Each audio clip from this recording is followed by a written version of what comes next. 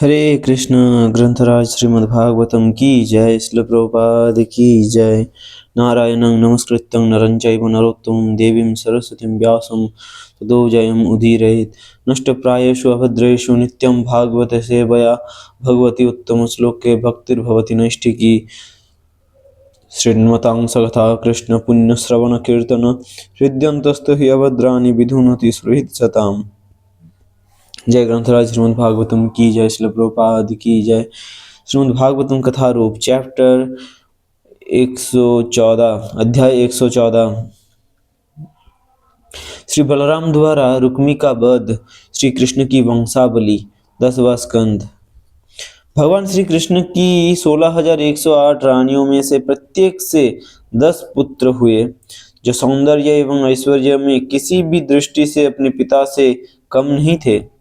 क्योंकि हर रानी को यही लगता कि श्री कृष्ण मेरे महल से बाहर कहीं नहीं जाते, इसलिए वे सोचती कि श्री कृष्ण मुझसे सबसे अधिक प्रेम करते हैं।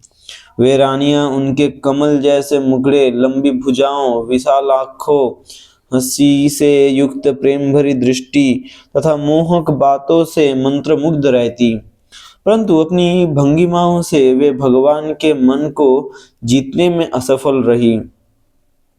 ये स्त्रियां जब मुस्कुराती हुई अपने नेत्रों के कोनों से श्री कृष्ण को देखती, तो उनकी कमान जैसी भौहें उनके मन के गुप्त भावों को उजागर कर देती।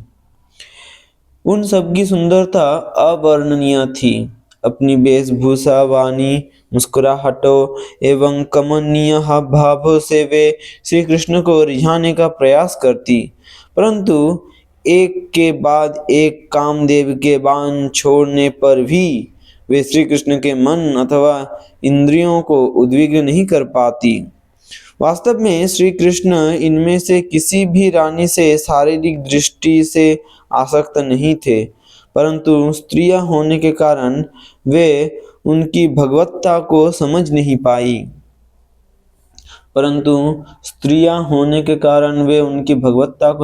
पाई। रुक्मिणी का सबसे बड़ा पुत्र था प्रद्युम्न और जाम्बवती का सांब। प्रद्युम्न का विवाह रुक्मी की पुत्री रुक्मावती से हुआ, और जब वे दोनों भोजकट में रह रहे थे तो उस समय रुक्मावती ने अनिरुद्ध को जन्म दिया। बचपन से ही वह बहुत बलवान था। स्वयंवर के समय रुक्मावती ने प्रद्युम्न का चुनाव किया, और तब प्रद्युम्न ने अकेले ही वहां जुटे सब राजाओं को परास्त कर दिया। यद्यपि रुक्मी अभी तक श्री कृष्ण के प्रति अपनी शत्रुता को भूला नहीं था, परंतु अपनी बहन रुक्मिणी को प्रसन्न करने के लिए उसने इस विवाह की अनुमति दे दी। 10 पुत्रों के साथ प्रत्येक रानी ने एक पुत्री को भी जन्म दिया। रुक्मिणी की पुत्री चारुमती ने कृतवर्मा के पुत्र बलि से विवाह किया। श्री कृष्ण के प्रति द्वेष होते हुए भी रुक्मी ने अपनी बहन रुक्मिणी को प्रसन्न करने के लिए अपनी पोती रोचना का विवाह अपनी बेटी रुक्मावती के पुत्र अनिरुद्ध से किया। रुक्मिणी प्रद्युम्न, सांब तथा अन्य जादवों के साथ रुक्मिणी कृष्ण भी कार्यक्रम में भाग लेने के लिए भोजगट गए। रुक्मिणी प्रद्युम्न, सांब तथा अन्य जादवों के साथ रुक्मिणी कृष्ण भी कार्यक्रम में भाग लेने के लिए भोजगट गए।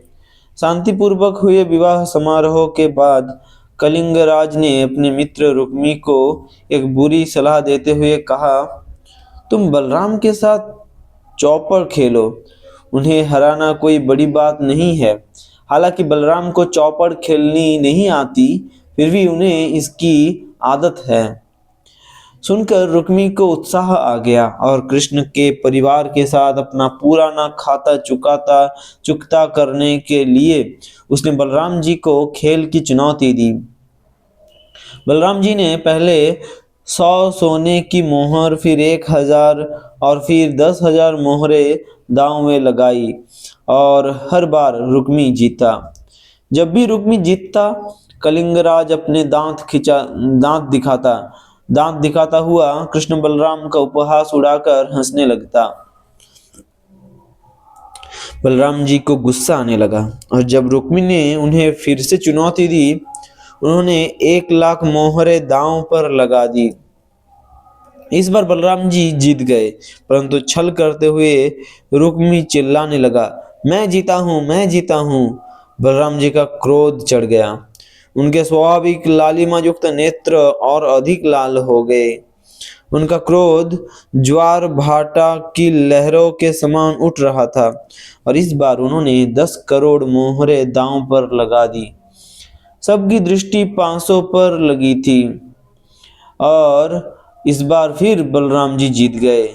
रुक्मी फिर से चिल्लाने लगा, मैं जीता हूँ, पूछो मेरे मित्रों से, ये साक्षी है। उसी समय एक आकाशवाणी हुई, ये बाजी बलराम जी जीते हैं, रुक्मी झूठ बोल रहा है।